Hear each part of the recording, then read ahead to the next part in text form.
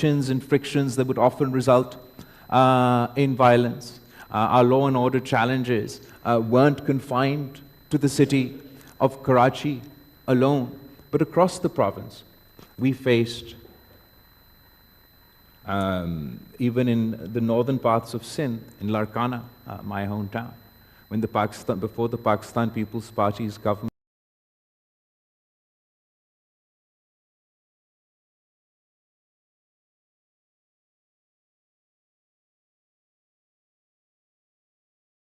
party used to have to go in convoys in order to provide our people the necessary protection in order to reach from across the province and across the country to Larkana. Similarly, whether it's our health infrastructure, our education infrastructure, I could go on about the challenges that we face. But after the Pakistan People's Party's intervention, we're proud of what we've achieved, whether it's law and order, whether it's education, whether it's public-private partnership. And I'd like to take this opportunity today not only on dwelling on our accomplishments, where we've come from, what we've achieved, and hopefully a little bit of where we'd like to go. I'm going to start with our healthcare sector. The Pakistan People's Party's approach has been that we believe that healthcare should be a fundamental right. That if the people of Pakistan, or if any citizen, cannot afford treatment, it should not mean that this is a death sentence. And we have invested over the course of 3 governments in setting up free of cost medical facilities and health infrastructure all across the province.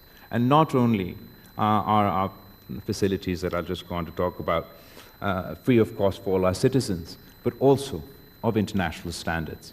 I'm going to start by talking about Karachi's JPMC. Actually, before that, I'm going to tell you that we've invested over the 3 governments, and we brought up our health budget from 2.9% of the Sindh's budget to 10% of our budget. As far as Karachi's JPMC is concerned, it is our sort of the cornerstone of Sindh's health system. It's our biggest hospital in Karachi, and it was handed over to us after the 18th Amendment from the federal government. Along with other institutions across the province, the healthcare sector had suffered from neglect, from a lack of development, a lack of investment for more than a decade from when we came into office. And when we inherited the JPMC, our infrastructure was dilapidated. We had a capacity of 1,100 beds. And over the course of the Pakistan People's Party's government, we've now transformed this hospital in partnership with the people of Sindh, with the people of Karachi, with the philanthropists of Karachi, and as a result of heavy investment by the Sindh government into the country, one of the country's leading hospitals. We've added a 550-bed surgical complex and OPD, 120-bedded psychiatric ward and OPD, 110-bedded neurology ward, and OPD, top-of-the-line equipment.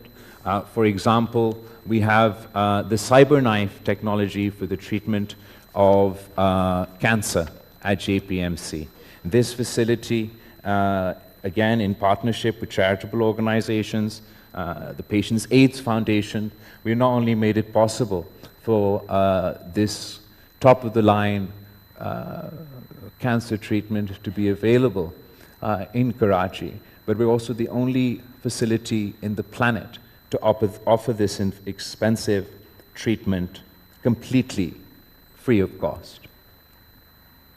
We've taken the JPMC bed strength from 2012, it was 1,100 beds, to now 2,208 beds. So we've doubled our capacity so far.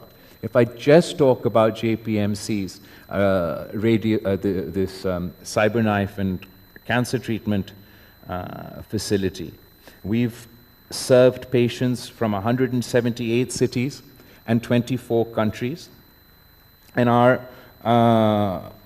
CyberKnife facility and other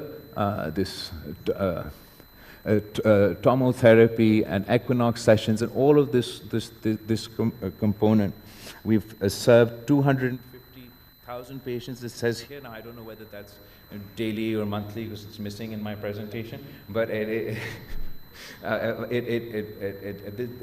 is one of our most expensive treatments that we afford to our citizens, absolutely free. And I just wanted to highlight that while 46% of our patients, so less than 50% of our patients who receive this treatment are from the province of Sindh, 31% of patients who receive this treatment are from Punjab, 11% of the patients who receive this treatment are from Khyber Pakhtunkhwa, 7% of the patients who receive this treatment completely free of cost in the province of Sindh are from Balochistan, and 5% are international patients that come to Karachi's hospital. So the JPMC that we inherited with 1,100 beds in 2012, we added our 200 bed, in 2020, we added our 500 bed surgical complex. In 2020, we also added our food complex, which feeds 500 people daily, completely free of cost. In 2024, we added our psychiatry and neurology department of 120 beds. And as I mentioned, our bed capacity from 2024 went from, in 2024 went from 1,100 to 2,200 beds.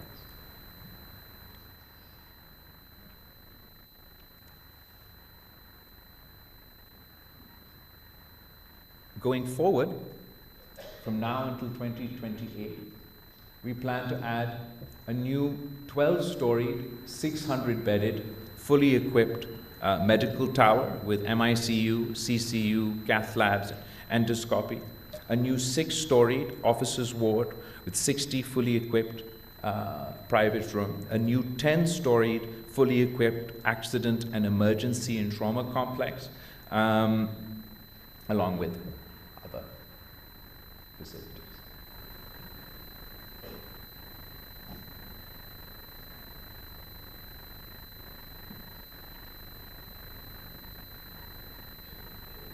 So by 2026, our employees' medical block with 60 beds. Again, 2026, our medical complex by 50 beds. Our emergency tower, that I mentioned, 722 beds.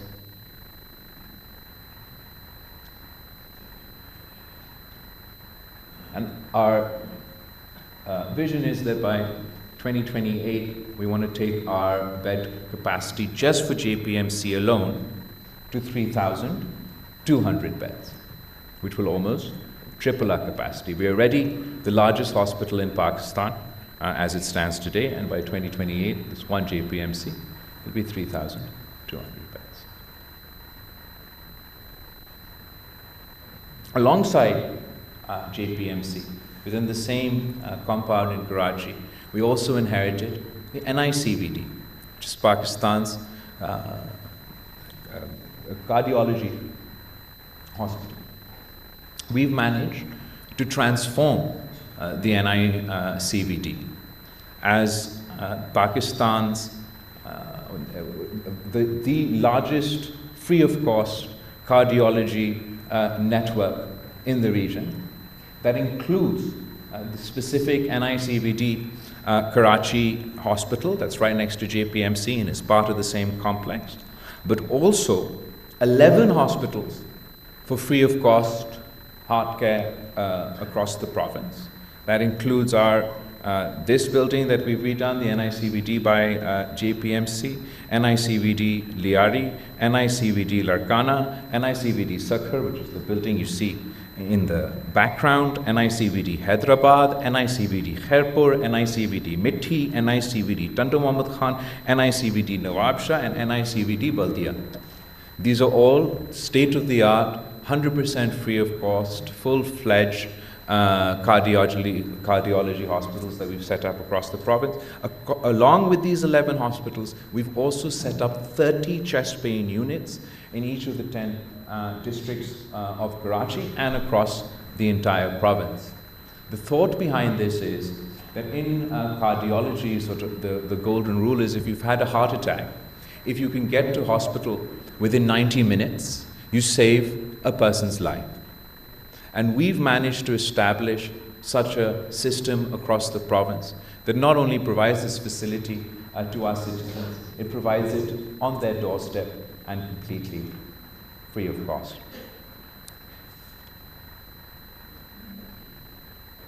As far as the patients treated by NICVD is concerned, again, this is just the province of in this hospital. I'm not talking about our overall NICVD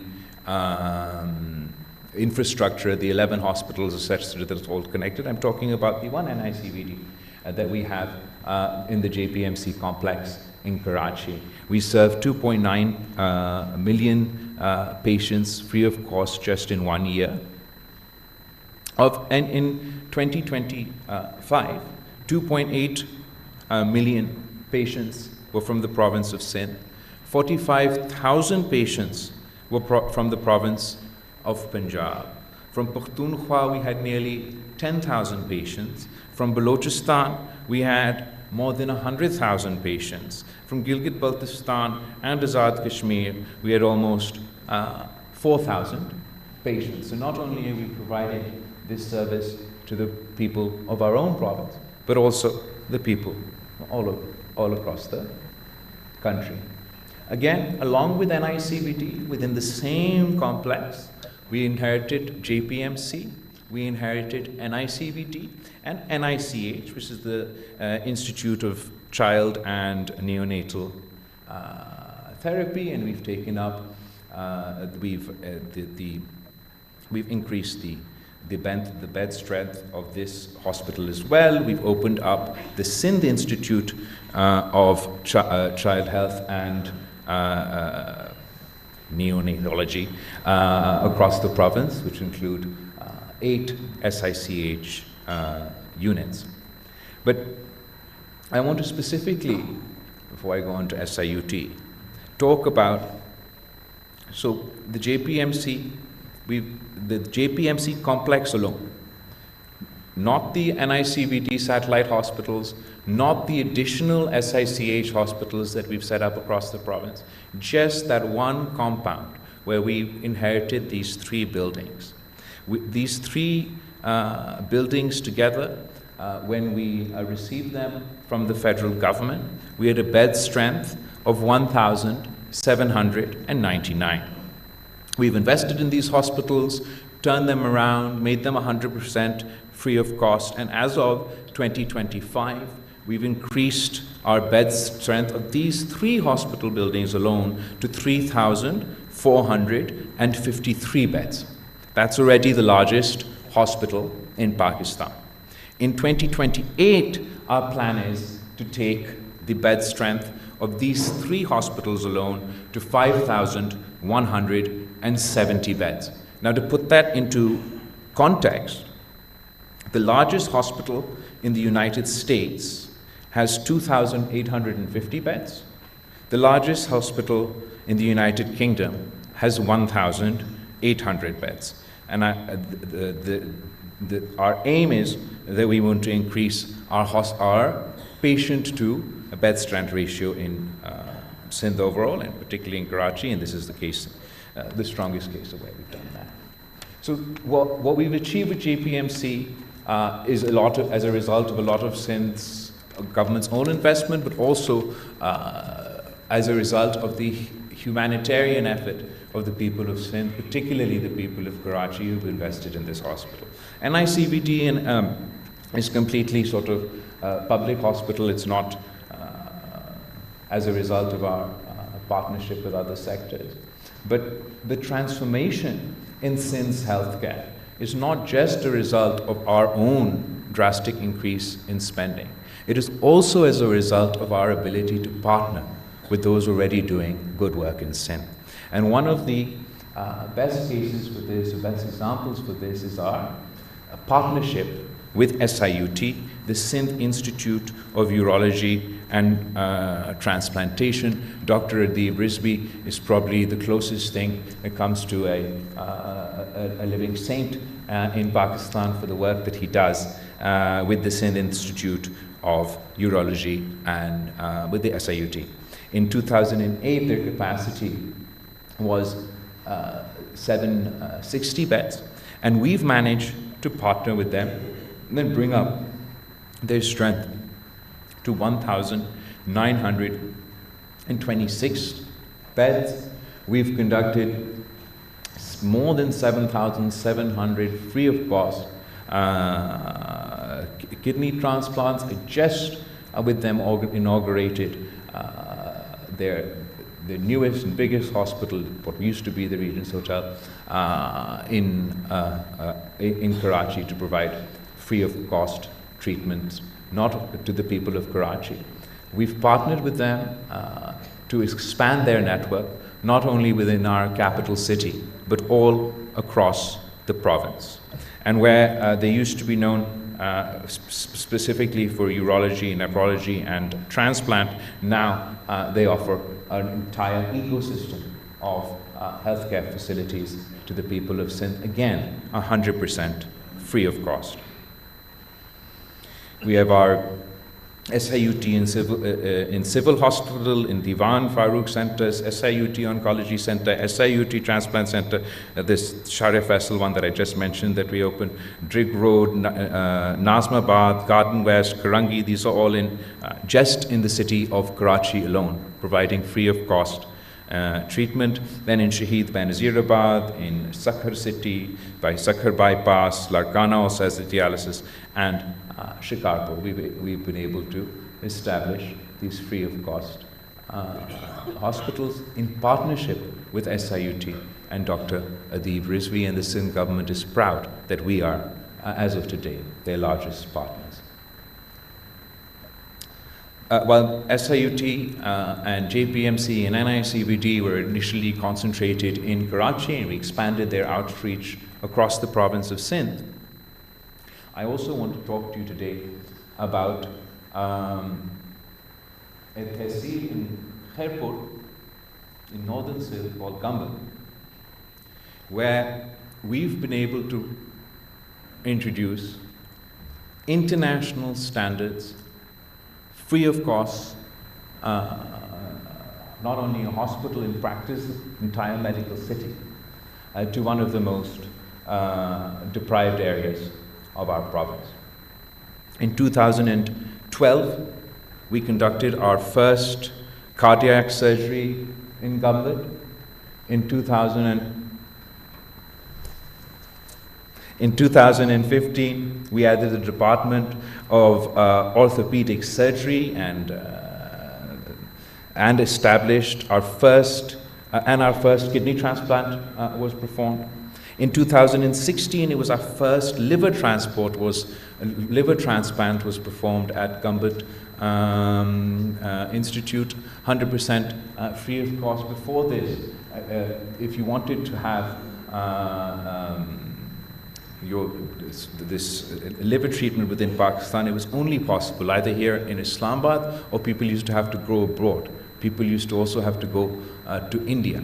So we're very proud of the progress that we've made. We were the first province to establish this facility, do it 100% free in 2016, and provide liver transplants to the people of Sindh.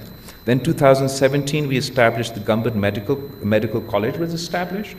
In 2018, our cornea transplantation was started in Gambit, Khairpur. In 2019, we established our Rapid Response Center and our Gambit Heart Center and our ICU. In 2021, we established our Center for Hematology, Bone Marrow Transplant, 100% free of cost, and our laser therapy center, our Department of Oncology and Department of Neurology. In 2022, we established nuclear medicine, cancer care and research center in Gambut, Khairpur. In 2023, we conducted we inaugurated our lung cancer and transplant facility in Gambut, Khairpur. By 2024, we crossed our 1,000 liver transplant, 100% free of cost. Liver transplants were done, and we crossed 100 bone marrow transplants successfully performed in Gambut, 100% free of cost. And going forward, our timeline for 2025 includes all of this, which I'm not going to read out to you, but there's a lot. And the Gambut Institute of Medical Sciences now is the only institute in Pakistan providing services in 5 human organ transplant services: liver, kidney, cornea, bone marrow, all 100% free of cost. And once again, I just want to point you towards our patients. We conducted 1,362 free of cost liver transplants. Less than 50% of our patients were from the province of Sindh. 47% of our patients are from the province of Sindh.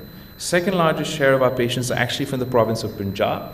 34% of our patients from Punjab, 15% from Balochistan, 4% from Pakhtunkhwa, and less from Azad Kashmir, even Islamabad. And we even have cases of people coming from Afghanistan to receive treatment at Khairpur in Gambut. Our Shaheed Mohtarama Benazir Bhutto Trauma Center in Karachi is South Asia's largest level 1 trauma care center. And just in 2025, this facility has treated more than 175,000 people. We've expanded this facility to also include my Larkana ICU and HTU and emergency facility within our hospitals in Larkana, and we plan going forward to add 3 more centers in Sakhar, Malir, and Baldia, which will be functional this year. As far as Sindh's primary healthcare facilities are concerned, that's for our PPHI model, which has 93% rural coverage and 1,440 facilities managed across 30 districts. Our integrated emergency care services. Now, this means your ambulance services. Before the Pakistan People's Party government in 2008, there was no integrated emergency service in Sindh. And now we have an integrated emergency service facility with the stats before you, how many patients and how many calls we receive on our hotline.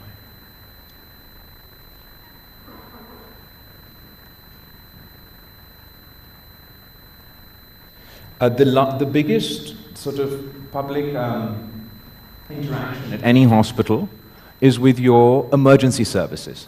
That has the highest interaction for our public. And if you want to improve the public's experience with any hospital, you want to focus on improving their approach or their access to emergency services. We prioritized within that children's emergency services. And we've partnered with the Child Life Foundation across the province of Sindh in order to provide international standards, free of cost, emergency care to the children of Sindh. And we've established 10 emergency rooms across the province in partnership with the Child Life Foundation and 105 telemedical centers at secondary care hospitals. This is, again, as a result of our public-private partnership. Our mortality rate at the Child Life foundation emergency care rooms that we're partnered with is at 1.2% and is at par with the best private hospitals in Pakistan. As a result of all these interventions, whether it's NICVD, whether it's SICH, whether it's our Child Life Foundation, there are many, like Indus Hospital sitting before us, that Dr. Bari, I haven't even mentioned in my as a result of these interventions, we're providing international standards, free of cost care to the people of our province, and we've seen quantitative results. Our infant mortality rate in Sindh has declined by 26%, from 74 in 2013 to 54.65 in 2024. Our media friends here will remember how much we were criticized on this topic, particularly in the context of Tharparkar. And I'm proud to share with you today that Sindh's infant mortality rate after these interventions by the Pakistan People's Party government today stands at 2.9%. That's lower than our national average of 5.4%.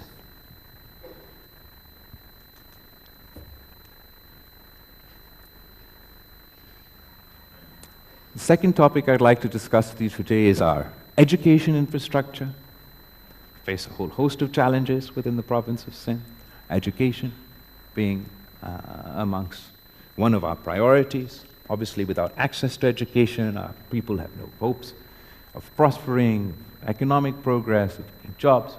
And we're proud to say that we've prioritized not only our higher education, but also our primary facilities. In 1947, there was one university in the province of Sindh. 50 years, by 2008, there were 10 universities in the province of Sindh, and of those 10 universities, there were 2 additional campuses. And when you establish a campus, it increases the outreach of that university. Say there's a university in Karachi, and I can establish a campus in Badin or somewhere else. It gives, still need one in Badin, but it gives access to rural areas. So by 2008, there were 10 universities in the province of Sindh and 2 campuses, mostly established in the 1970s, subsequently in the 1990s. By 2025, we now have 30 universities, 30 public universities in the province of Sindh established by the Pakistan People's Party government. And in addition to these 30 universities, we now have 18 instead of those 2 campuses. That further extends the reach of these universities into our rural and more far-flung areas of the province. As far as our primary education is concerned, I want to particularly talk about the challenges we faced as a result of subsequent consistent flooding. In 2010 and 12, we had our education infrastructure ravaged by the historical floods that we faced then. And in the 2022 floods alone, we had 7,503 schools that were completely damaged. We had schools standing there and they no longer stand today. And then we had 12,305 schools that were partially damaged. Together, that's 50% of Sindh's education infrastructure gone in a flood. And that obviously has challenges. It takes decades, as you can see, to set up the infrastructure, and these natural calamities that we've seen on devastating scales to undo that progress overnight. That has consequences. It has consequences for children going to school, for your literacy rates. But the Sindh government has partnered with the federal government, with international financial institutions. Of those completely damaged schools, so far we've managed to reconstruct 5,243 schools, with this breakdown from the GOS, international financial institutions, and the government of Pakistan supporting us in this work. Some of the post-flood schools rehabilitation there.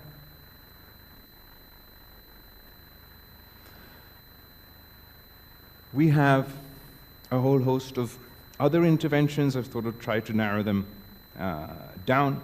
Teacher recruitment used to be a serious issue. We partnered with private institutions, international institutions, to ensure that we have transparent, merit-based appointments within our teachers recruitment initiative, and we managed to recruit more than 100,000 teachers through this merit-based process. We have public-private partnerships that have outsourced we've partnered with NGOs, with the private sectors to run educational institutions, public schools in Sindh. This has drastically increased the service delivery. I'd particularly like to mention Mr. Shehbaz Roy, that's sitting in the corner over there, and his Citizen Foundation for the partnerships that we've done. We've improved our student-to-teacher ratio in Sindh. We had a student-to-teacher ratio of 50 students to 1 teacher when the Pakistan People's Party government took over. We've now managed to bring that down to 35 students to 1 teacher. We still have a long way to go. We've built 129 new colleges. We have scholarships programs, international scholarships programs, the most recent of which is the Oxford Bhutto scholarship, and also with the Sindh education, we have scholarship programs that seem to have been eaten up my data, or I just can't see it. But trust me. We have not only international scholarship programs, but also local scholarship programs. There we are, 4,000 scholarships annually just through the Sindh Education Foundation alone. What we're particularly proud of is not only our tertiary care, our university, our primary school education, but particularly our special education facilities for differently able Pakistanis. Sindh was the first province to pass legislation for the Department of Empowerment of Persons with Disabilities. We were the first province to set up an autism center, 100% free of cost, I think it was 2018, in Karachi. And we've managed to take that number now across the province to 10 autism centers where we provide 100% free of cost special education facilities for the differently abled in Sindh, and we've introduced a 5% employment quota. As you're all well aware, Pakistan faces demographic challenges. One of the most urbanizing provinces is the province of Sindh, with the highest rate of increase in population. The challenges that we face, and this is in the province of Sindh. The city of Karachi is Pakistan's only megacity that has a serious issue with population, partly as a result of population welfare, but largely as a result of migration. But we're also proud of the fact that Sindh is the first government and the first province that legislated on family planning. We've been working at this consistently, and Sindh is leading provinces in achieving our family planning 2030 goals. Sindh's contraceptive prevalence rate has gone from 31% to 41.8%, and that is a direct result of our family planning interventions.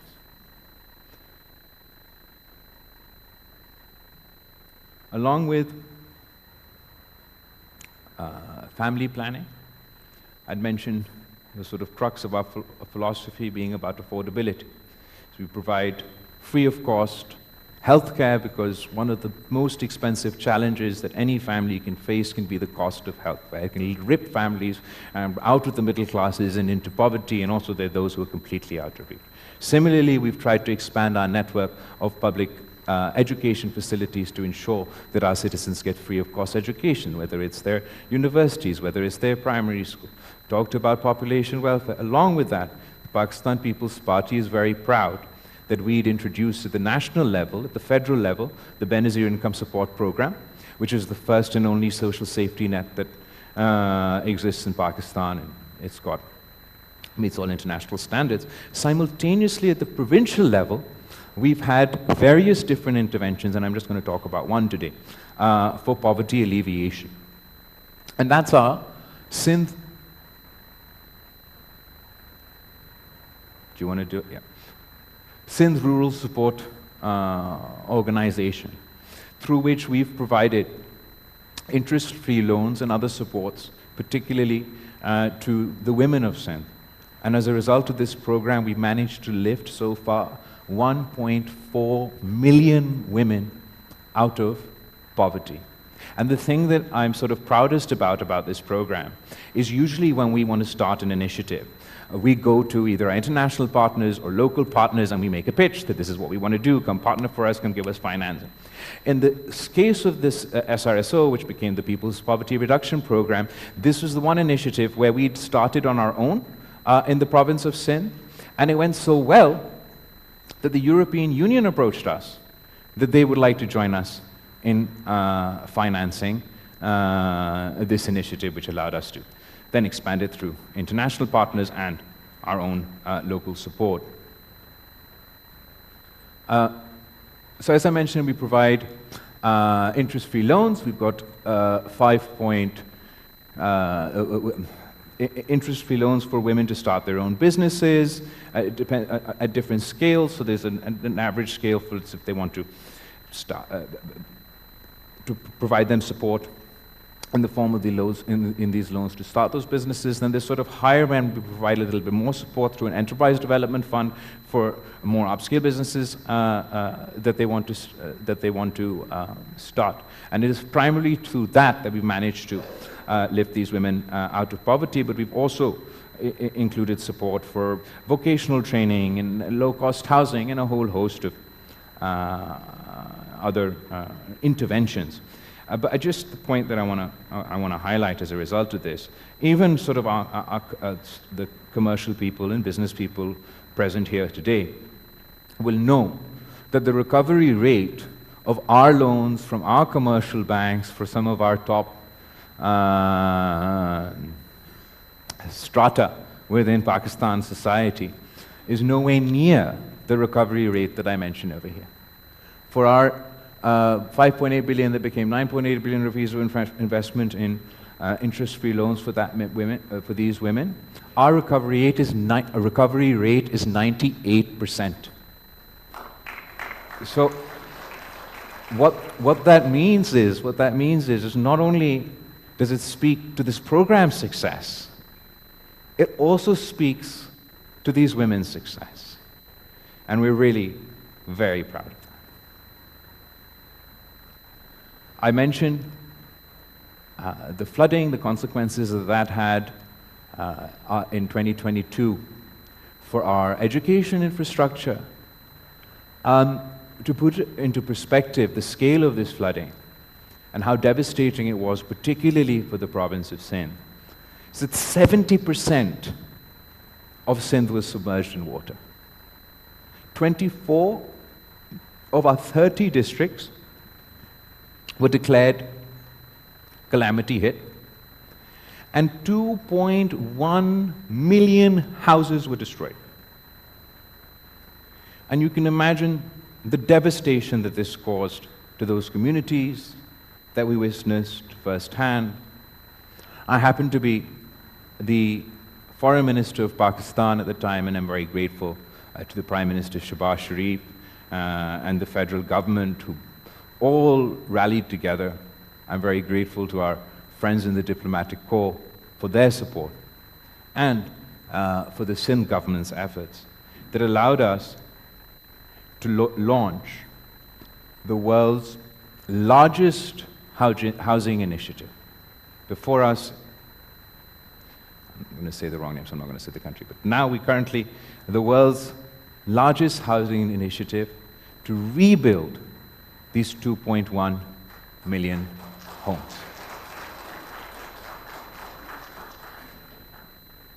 The project beneficiaries are more than the population of 154 countries. Not only are we rebuilding their homes, we're rebuilding climate resilient homes. So the next time it rains and the next time it floods, these communities are not devastated. And it's an investment in the future, because every time such a devastation of this, we face such devastation at this scale, it drains provincial resources, federal resources. So we're building 2.1 million climate resilient homes. At the moment, we have 1.5 million homes that are under construction still.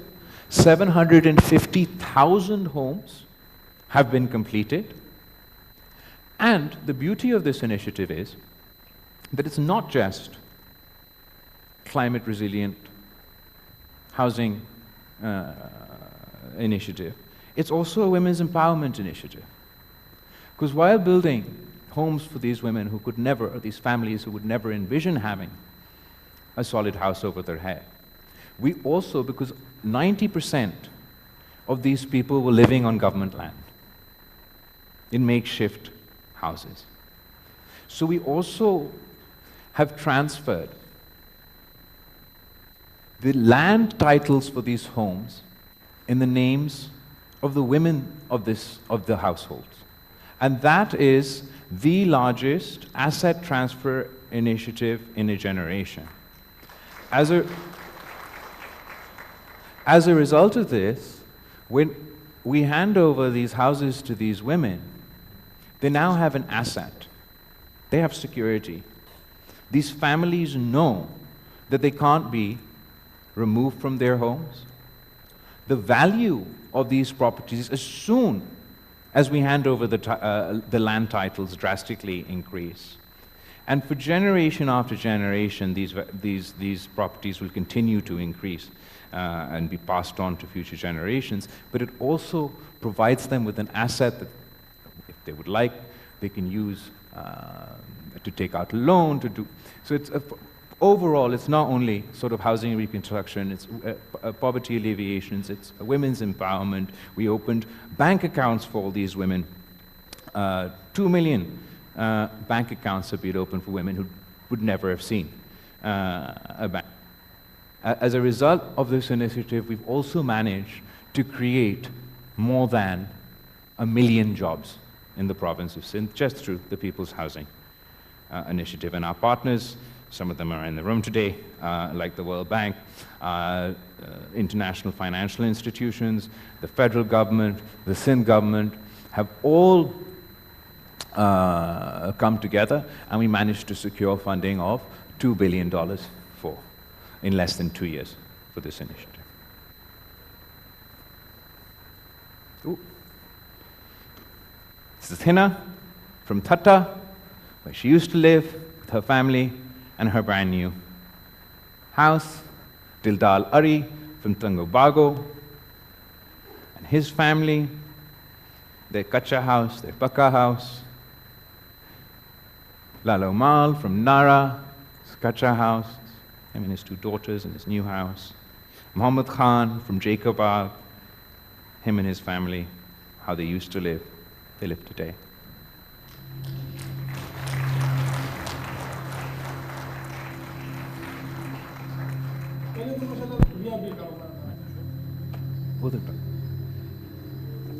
घर का खर्चा, बच्चों का, अपना सारा कुछ सही चलता था। बारिश के बाद तो वो बिल्कुल खत्म हो गया। हमें इधर ही रहते थे, हमारे कच्चे घर होते थे। बारिश में वो सारे गिर गए। जब बारिश आया था तो हर तरफ तबाही तबाही थी। फिर जो बीमार हुआ, फाके में बैठे, बेशियाँ मर गई, लोग जख्मी हो गए। ये तो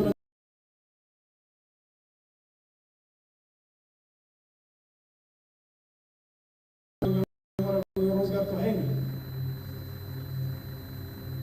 अब हमें ये था कि अभी बच्चों का करें, घर का करें या किसी कारोबार का करें, लेकिन बड़ी मुश्किल हालात में वक्त गुजरी है।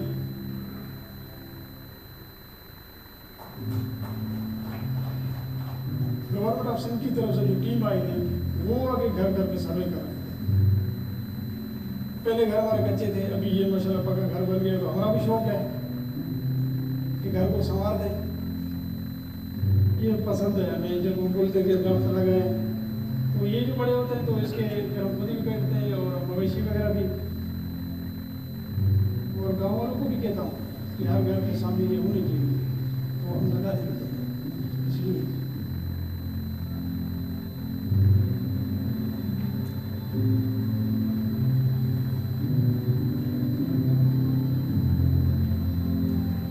घर माशाल्लाह भी हमारा बड़ा फर्स्ट क्लास बन गया। ये है कि हमारे बच्चों को मुस्तकिल बन जाए, यही उम्मीद है इंशाअल्लाह।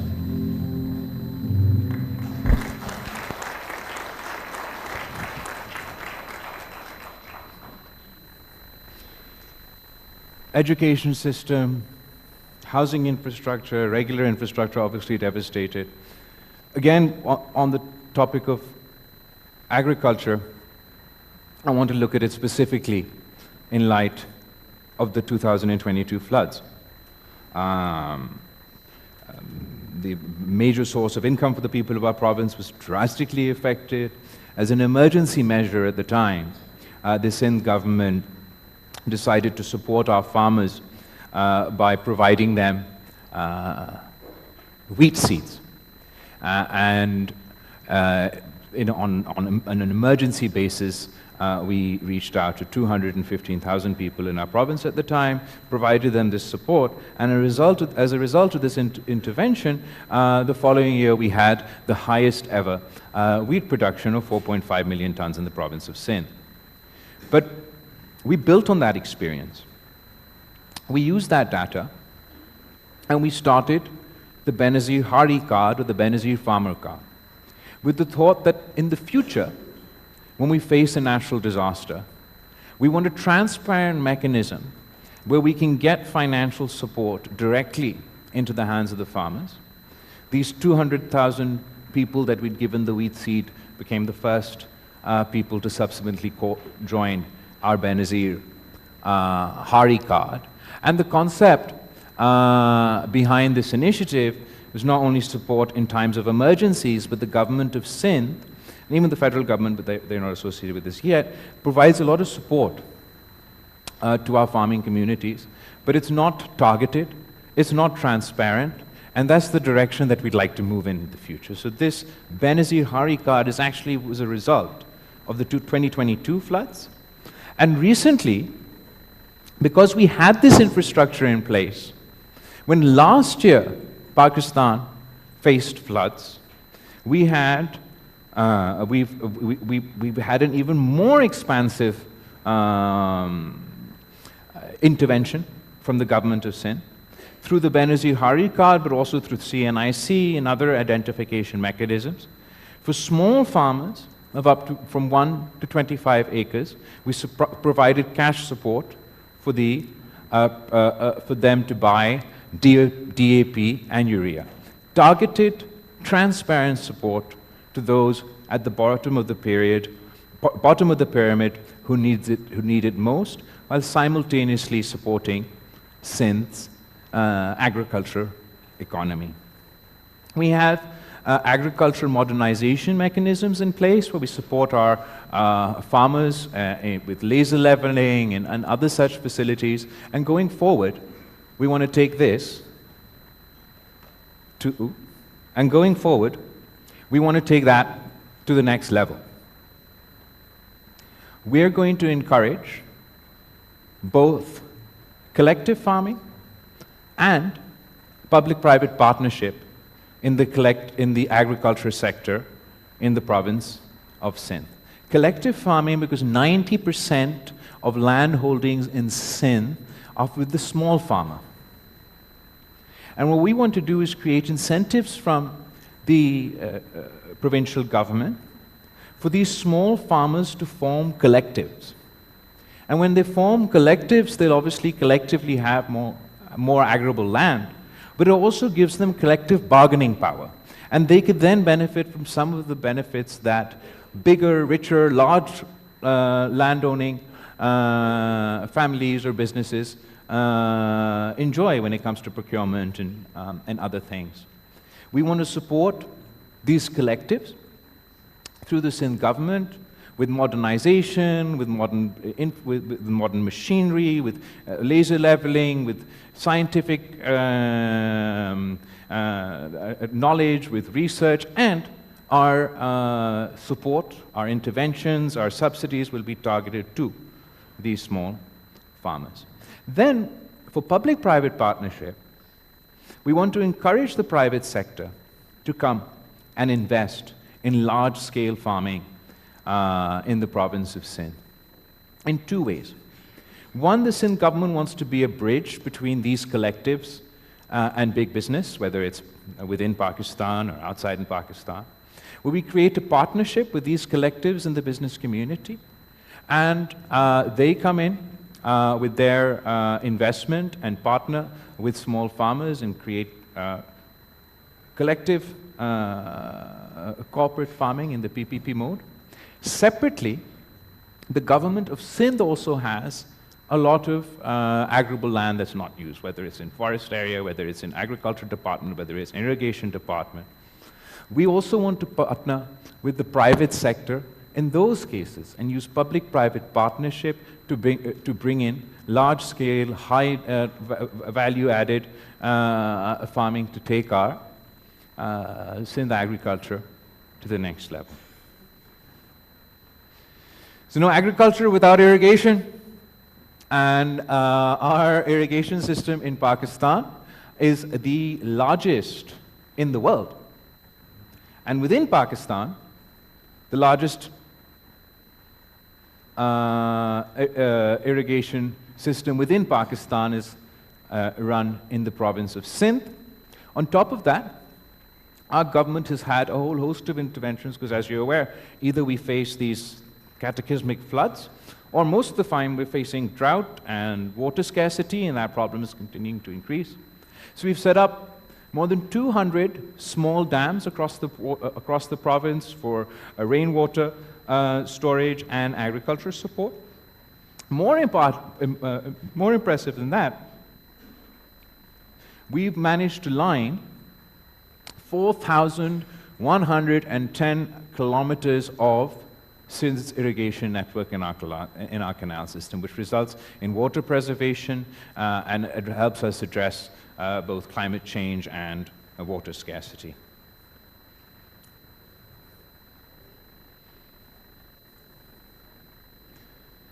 Ooh. As far as Sindh's infrastructure is concerned, so along with our irrigation system, we get a lot of criticism on our communication infrastructure. So I want to use this opportunity to clarify that there are two forms of this infrastructure in our province. The majority, say our national highways, are run by the federal government and the communications department.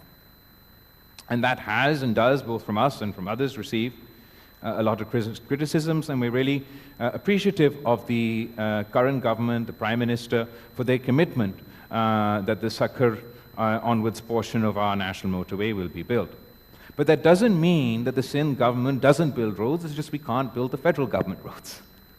We manage 57,000 kilometers of road networks in Sindh, of which 24,000 kilometers are either brand new or rehabilitated. I've included a whole host of pictures here, but the one I'm just going to point out to you, which is our latest initiative, Sharif Bhutto in Karachi, which is a public-private partnership model, and we have a lot of our partners with us here today that's working on our communication infrastructure, roads, bridges. Since 1947 until 2008, there were 5 bridges built on the River Indus. And from 2008 up until today, we've managed to build 4 new bridges on the River Indus. This includes the largest bridge on the River Indus, which is our Chirk Mulakatiyar bridge in public-private partnership, and it's not here, but we're constructing our 5th bridge on the River Indus, which is our Kankot Ghotki bridge that is still under construction and hopefully be finished before 2028. Was infrastructure without transport? Well, in 2008, when the Pakistan People's Party government took over, the Sindh government had no public transport, no integrated public transport. And now, we have more than 200,000 passengers that commute daily through our integrated mass transit system. We were the first province to introduce electric vehicle buses in Pakistan. We were the first province to introduce the pink bus service in Pakistan, which is exclusively for women passengers with women drivers to provide a safe environment for women. And we also want to particularly encourage female mobility. So it's not just our pink bus service. The Transport Minister who introduced this for us today has also started a pink scooty service. And we'll continue. Still got a long way to go as far as public transport is concerned, and we continue to expanding this infrastructure, hopefully, in the time to come. Solid waste management, again an area of criticism, and naturally as the most populated city, we have the most waste in the country. But yet again, before the Pakistan People's Party government, there was no solid waste management system in the province of Sindh. We've managed to set up the Sindh solid waste management system that started in the city of Karachi and its 10 districts, and then expanded to Hyderabad, Mirpur Khas, Sakhar, Shahid Benazirabad, and now even my own constituency of Larkana has its own solid waste management facility. Our solid waste management board and their contractors collect over 14,500 tons of waste per day, and there's still a lot more to do. Along with agriculture, another area where we've had the most progressive intervention of all provinces is again in the Labour Department in Sindh. We have this social security support from the federal government, from the provincial government. There's a devolution debate around that already applied to our public sector workers.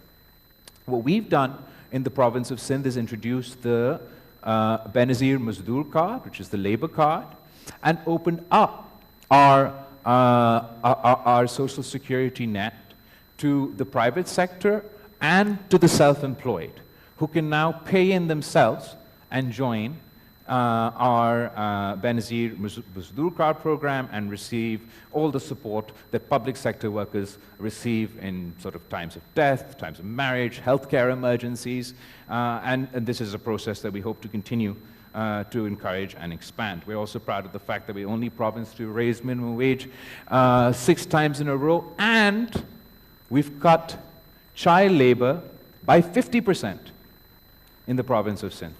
So when we took over the official statistics, it was that we were at 20.6%. We've managed to bring it down to 10.3%. Labor rights legislation right now. Amongst the labor rights legislation, 16 laws, 18 rules, etc. The main thing I want to, one additional thing I want to mention is that we not only acknowledge agricultural workers as part of the workforce, we were the first to pass the Female Agricultural Workers Act back in our last provincial government, and the first ones to acknowledge women's contribution, which is the largest in our agriculture sector. Energy is a big area for the province of Sindh. We were the first to add megawatts to the national grid, first through renewable energy, wind energy. We have a 50,000 megawatt wind energy corridor. Acting President Yusuf Raza Gilani, when he was the Prime Minister of the Pakistan, was the first to inaugurate our wind energy project in the province of Sindh, and so far we have 1,845 megawatts of wind power that we add, and 150 megawatts of solar power. We have another 1,875 megawatts of wind power in the pipeline, and another 1,150 megawatts of solar power in the pipeline. We're really leaning in to green energy and alternative energy within our province, particularly because the energy infrastructure is so unreliable, it's so expensive. There are areas in the province of Sindh that still face 16 to 18 hours load shedding, so we're trying to encourage in every way we can less reliance on traditional energy infrastructure and a move towards solar energy. We've had a big push for the solarization of public buildings. In partnership with the World Bank, we've also been targeting Benazir income support beneficiaries to provide them with solar systems. So far, we've distributed 200,000, and we're looking going forward to distribute 275,000 more to the families of the most needy. We also intend to target consumers of less than 100 units of electricity, and we want to provide them with solar facilities.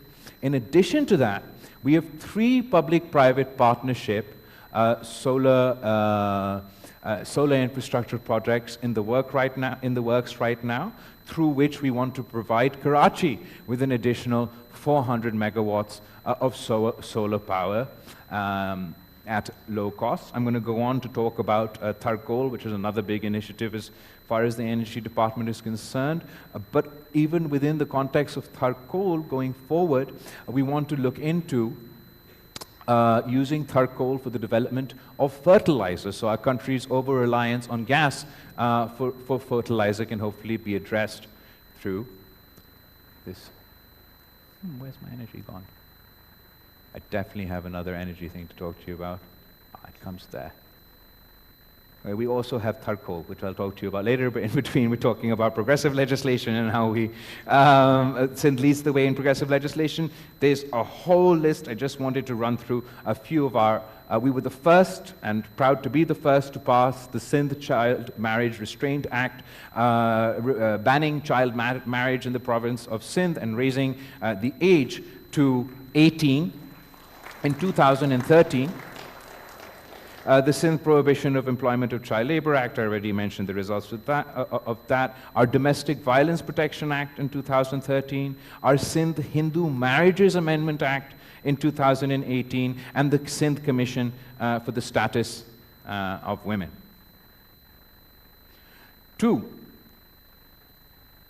of not only our most sort of 2 sectors that we're very much proud of are special economic zones and our public-private partnerships, but also the 2 areas with the biggest potential to unlock, the most potential for both foreign and domestic partners to join with the Sindh government and expand what we've managed to achieve. In 2008, the Public-Private Partnership Unit was institutionalized by the government of Sindh.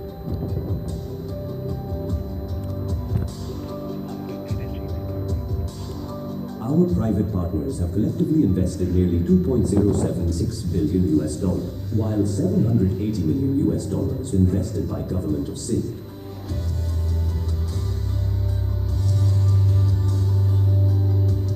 Sindh PPP institutional strength has not gone unnoticed. Each project reflects one commitment: partnerships built on trust, delivering lasting impact for Sindh. Partnering for progress, delivering impact. So obviously you can't conduct any of these projects without your own revenue generation, which requires economic activity in the form of our SEZs and the PPPs that I'm just going to talk about, and revenue generation through our Sindh Revenue Board. Our special economic zones in the province of Sindh, we've got Khairpur Special Economic Zone, we've got Larkana Special Economic Zone, Dhabaji Special Economic Zone, and Marble City Special Economic Zone, which is the first public. Dhabaji was the first, and there are also public-private partnership special economic zones, where not only from at the provincial level, but also the federal level, for the time being, we enjoy special incentives for business and industries to set up. At the feasibility stage, we have our Sakhar industrial zone, our Hyderabad industrial zone, and our aquaculture park. Our special economic zones have received international recognition. This is from the Financial Times. They had a magazine that did the FDI intelligence report for Global Free Zones of the Year 2025. And the best industrial zone, both globally and regionally, were highlighted, chosen, and then they had like a runner-up everywhere. So as you can see, the global industrial zone of the year winner was ZPE zone, and the highly commended or the runner-up global economic zone is Jebel Ali Free Zone. For the Middle East, the winner is Jebel Ali Free Zone, etc. For the Asia-Pacific region, the winner of the FDI Global Free Zone of the year 2025 was the Freeport area in Bhutan. But the runner-up, or the highly commended Special Economic Zone, is the Khairpur Special Economic Zone. And these are our Khairpur Economic Zone, which is probably nearly saturated now. But our Larkana Industrial Zone has infrastructure, has space. Our Dabaji Economic Zone, which is right next to Karachi, our first public-private partnership economic zone, still needs more infrastructure, has a lot of space, and similarly our Marble City that's coming up and the rest that are in our feasibility stages provide the perfect environment for the business community across the country, for the international community, and the business community internationally to come invest, enjoy tax and other benefits from both the provincial and federal government, and do so in economic zones with international recognition. Similarly, Sindh experience in public-private partnership. This now is something that was born out of necessity. As you're aware, mostly, not recently, but mostly, the Sindh Pakistan People's Party's government has been in opposition to the federal government. In 2013, we were in opposition at the national level, but in government in the province of Sindh. In 2018, we were in opposition at the national level, and we were in government in the province of Sindh. And all our media friends over here will be well aware that we'd have a consistent complaint about the receipts or the provincial funding for the province of Sindh, and sort of the lack of support that we were receiving from the federal government in the form of PSDP projects. We had the least out of any other province, and as a result, and our specific sort of federal transfers. But we didn't just sort of sit back and accept our fate, or I didn't just complain about it. What the Pakistan People's Party did was heavily lean into and leverage public-private partnership within our province. The public-private partnership concept was introduced in Pakistan through Shaheed Mohtarama Benazir Bhutto's 92-93 election manifesto. And in 2008, when the PPP government was formed, we set up our PPP unit in the province of Sindh. Probably the most famous and large-scale PPP project in the province of Sindh is our Sindh Angro coal mining company, which was the first open pit mining, and it was conducted through public-private partnership. And this has really opened the doors for an economic revolution in the province of Ture.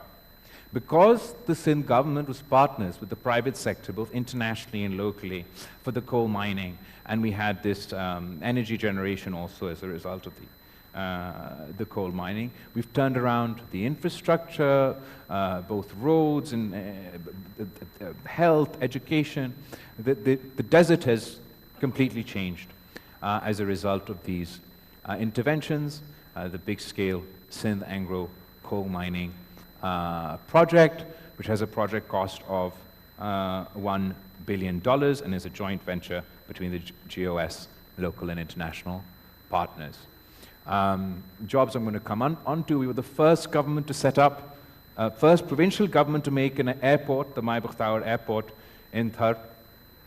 A resettlement of communities that were affected by the pit mining in model villages. Road infrastructure in Thar has improved to the extent that in 2008 or before 2008, from Karachi to Thar, the drive used to be 8 hours. Today, the drive from Karachi to Thar, depending on how fast you drive, is 4 to 3 hours.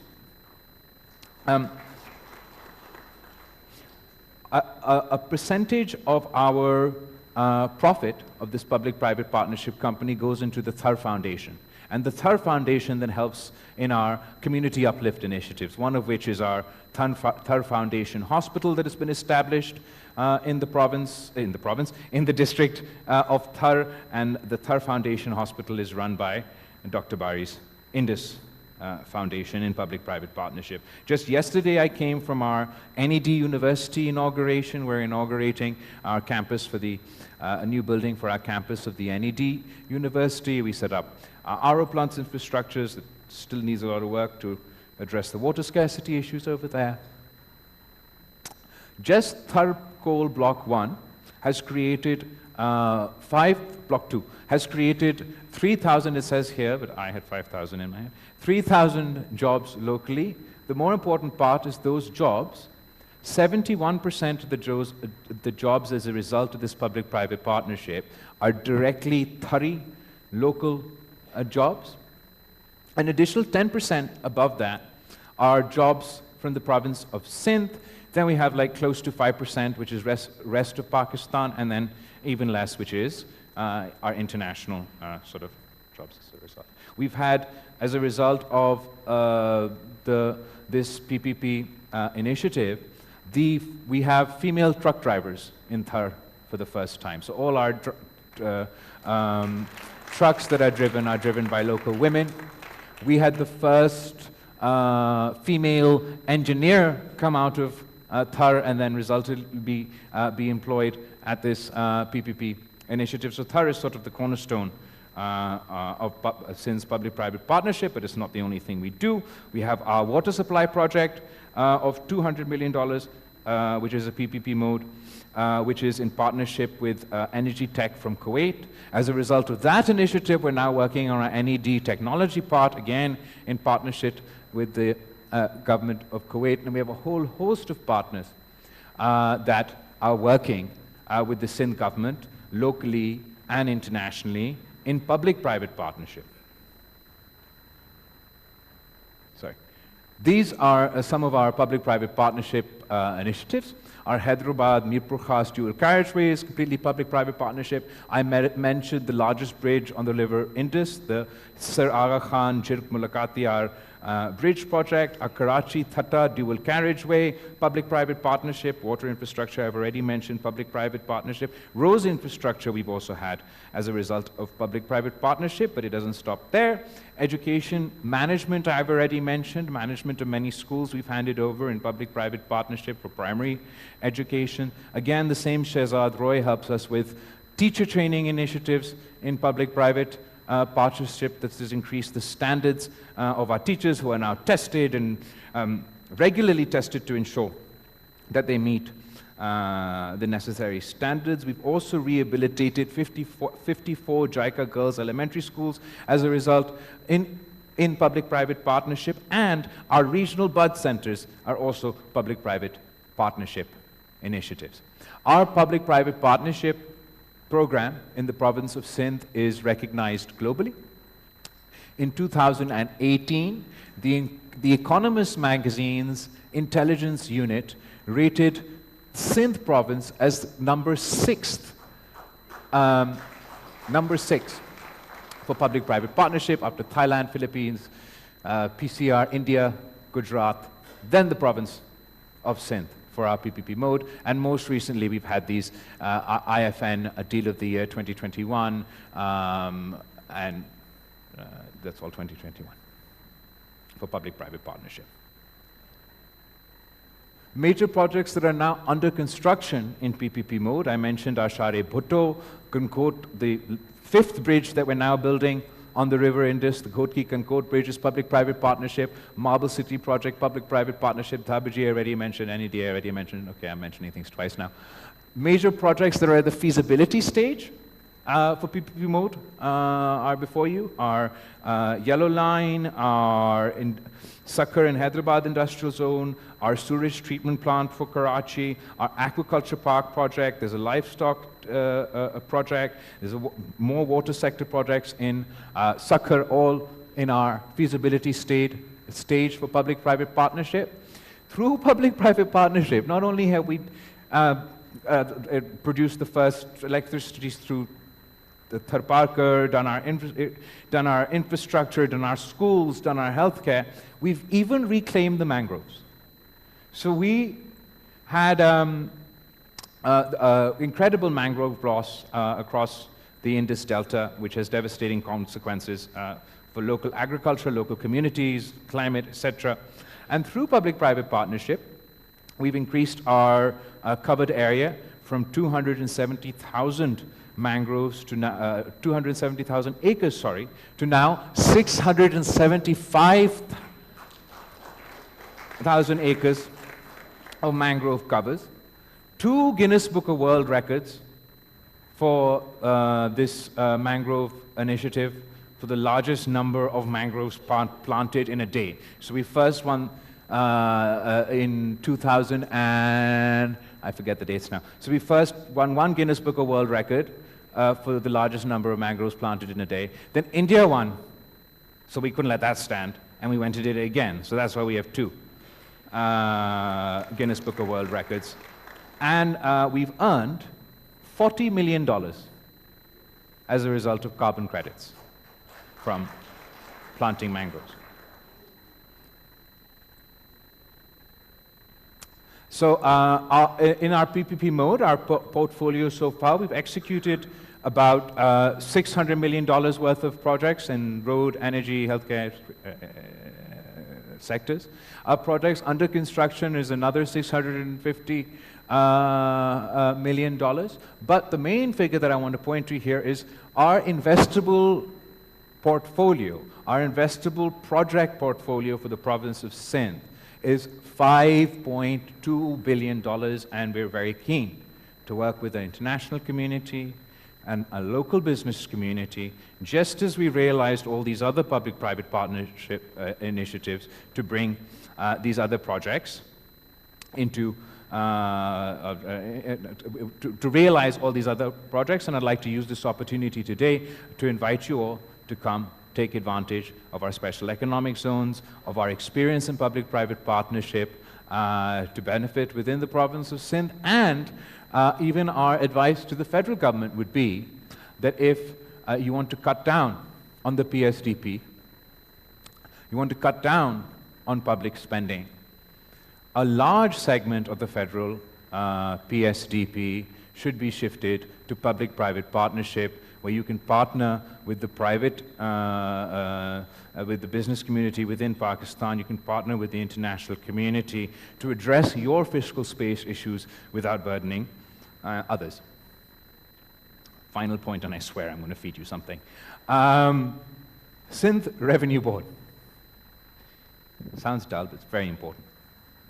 Because how are we going to provide free healthcare, free education, improve our infrastructure at all the facilities that I showed you today without the funding? Key is revenue. The Sindh government set up the Sindh Revenue Board, I believe, in 2012. As a result of the 18th Amendment, the sales tax on services were devolved to the provinces, and we set up the Sindh Revenue Board to help collect this tax. The last time this tax was with the federal government was in 2011, and they collected 16 billion rupees in 2010. That's from the province of Sindh, the sales tax on services that the FBR collected the last time they had this responsibility. In 2011, within 1 year, the government of Sindh Revenue Board collected 28 billion rupees, which was a 68% increase from the federal government's collection. And today, 2024, the Sindh government's Sindh Revenue Board has collected 307 billion rupees in sales tax on services. The federal government's FBR's growth rate every year is 10%. Our SBR's growth rate is an average of 19%. It's economic competence.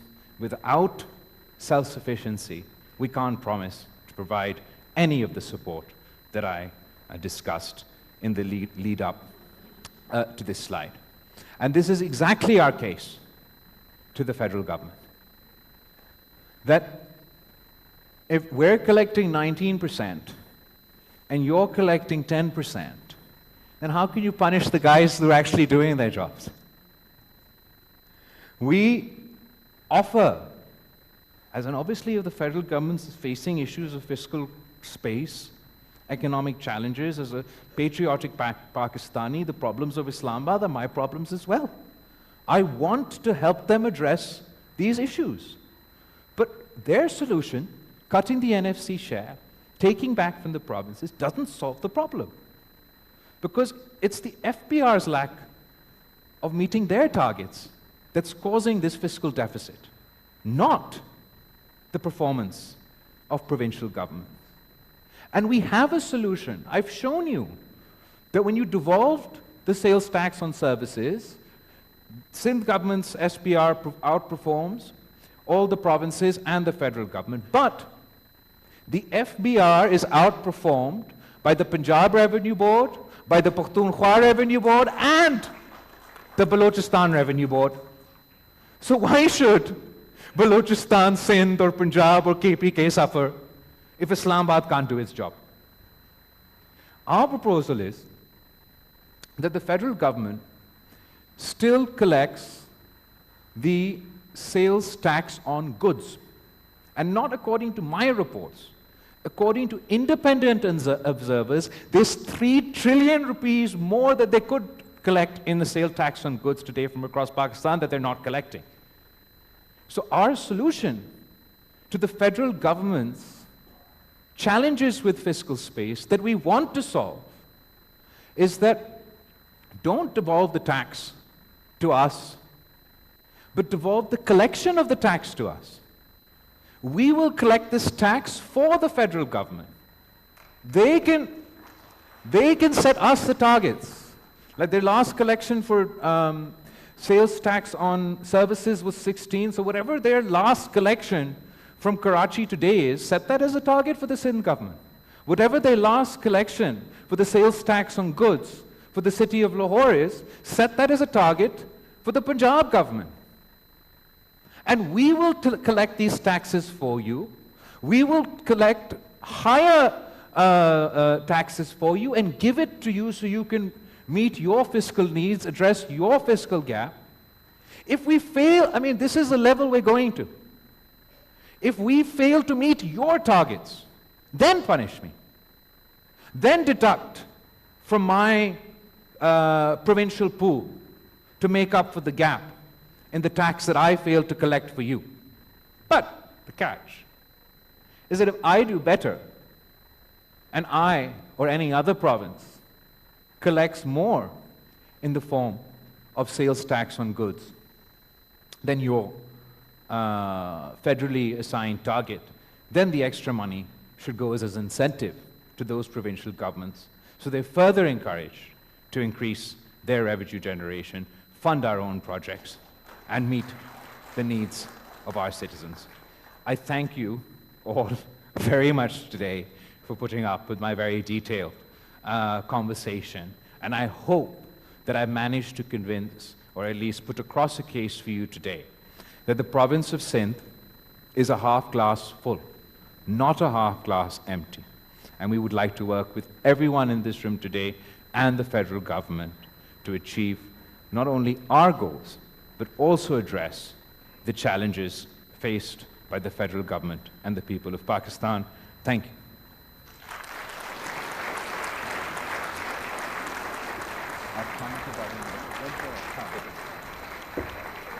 Thank you very much, ladies and gentlemen. Please join us for lunch.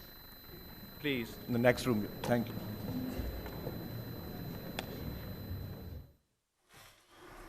नाज़रीन, chairman Pakistan Peoples Party Bilawal Bhutto Zardari Sindh की हुकूमत की कारकर्दगी के हवाले से और आइंदा के लाहे अमल के हवाले से तकरीब से खिताब कर रहे थे। Chairman Pakistan Peoples Party Bilawal Bhutto Zardari ने सिंध हुकूमत की कारकर्दगी और आइंदा के हवाले से ब्रीफ किया। उन्होंने सेहत के हवाले से बात की, उन्होंने तालीम के शोबे के हवाले से बात की, तवानाई के शोबे के हवाले से बात की। पाकिस्तान पीपल्स पार्टी ने सिंध में जो कारकर्दगी की उस हवाले से उन्हें तफसीली ब्रीफ किया। सिंध हुकूमत हर शोबे में उन्होंने कहा कि बेहतरी के लिए काम कर रही है। सिंध हुकूमत ने अपने हर दौर में दरपेश चैलेंजेस से बेहतरीन हिकमत अमली से निपटा है। सेहत के शोबे से हवाले से उन्होंने बात की। उन्होंने कहा कि सेहत के शोबे की बेहतरी पर खुसूसी तवज्जो मरकूज की गई है। सिंध में सेहत के निज़ाम को मजबूत बनाने के लिए इकदामात किए गए हैं। सिंध हुकूमत ने उन्होंने कहा कि जिना अस्पताल को आलमी मायार का बनाया है। सिंध हुकूमत अवाम की सेहत की